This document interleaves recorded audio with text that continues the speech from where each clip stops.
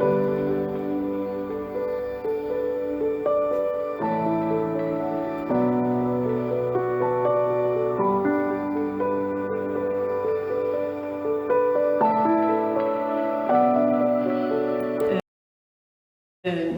nous sommes approprié la démarche de Monsieur Antibi depuis plusieurs années dans notre école et ça a changé un petit peu notre façon de préparer nos cours.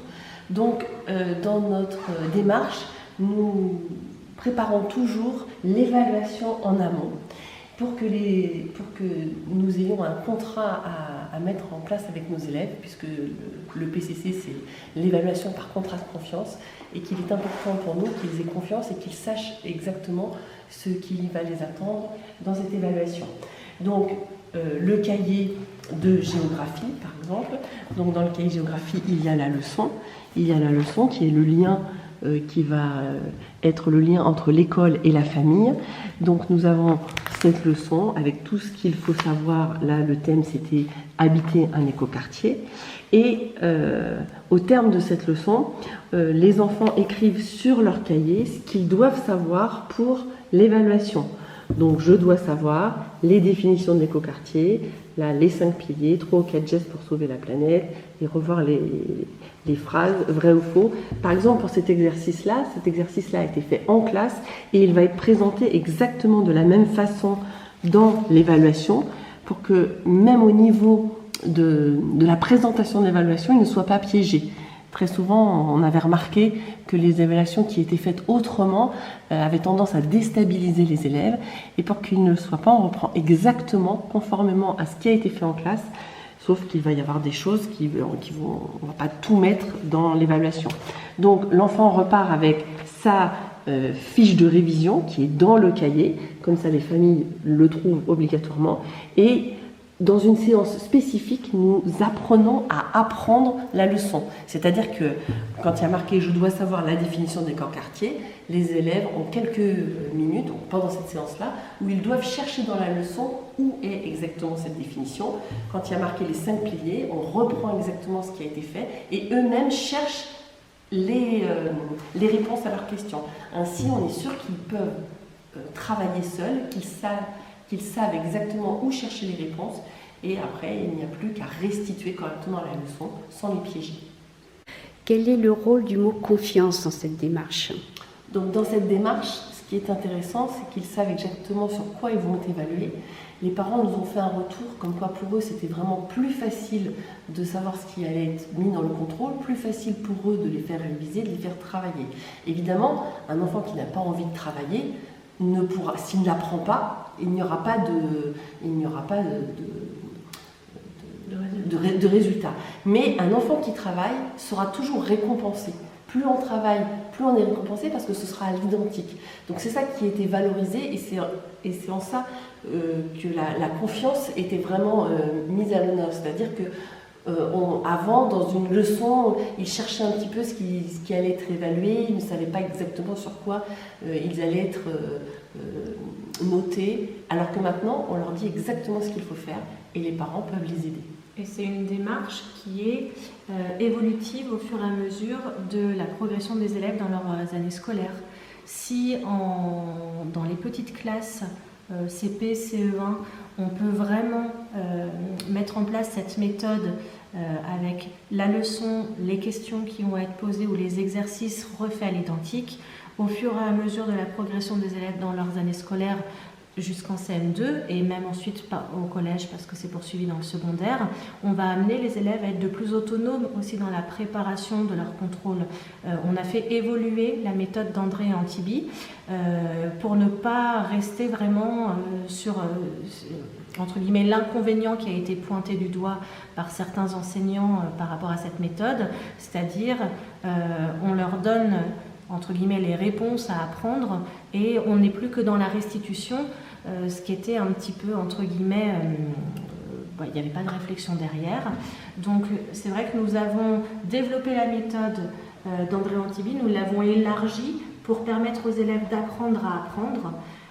La leçon est faite, la liste de questions leur est donnée, mais elle n'est plus constituée en CM2 par l'enseignant qui va donner la liste de questions toutes faites, elle va être constituée par les enfants eux-mêmes à partir d'un travail de groupe. Les enfants vont devoir par groupe prendre leur cahier, chercher dans leurs leçons les questions qui pourront être posées à l'évaluation. Donc on est vraiment dans qu'est-ce qui est important dans une leçon, quelle est la question qu'on pourrait me poser et du coup quelle est l'information que je dois connaître. À partir de ce moment-là, nous avons mis en place dans nos classes des séances pour leur permettre de préparer ce travail-là, parce que c'est une vraie méthodologie à mettre en place. Du coup, les enfants posent eux-mêmes les questions, tout ça est mis en commun, on définit une liste commune de questions en classe, tout le monde valide les questions des uns et des autres, ou au contraire décide de retirer des questions qui ne sont pas intéressantes. L'enseignante tape ensuite les questions, si on n'a pas le temps de les écrire, on les tape. Et dans ce cas-là, la liste de questions constituée collectivement est donnée aux élèves et sert de préparation. À partir de là, elle est collée dans le cahier et les élèves doivent ensuite pouvoir y répondre de manière autonome. Ça peut donner lieu aussi à un travail de compréhension de lecture, un travail de documentaire où on va aller chercher les réponses dans le cahier. Il y a également une séance de questions-réponses qui est mise en place avant le contrôle, puisque une fois que cette liste est dans le cahier et une fois que les élèves ont préparé les réponses à ces questions, on va faire une petite séance d'un quart d'heure, 20 minutes, où les élèves vont pouvoir s'échanger leur cahier, se poser à son camarade une des questions de la liste de préparation, et l'élève va pouvoir répondre pour vérifier où il en est dans sa préparation et dans sa connaissance pour le contrôle qui arrive quelques jours plus tard.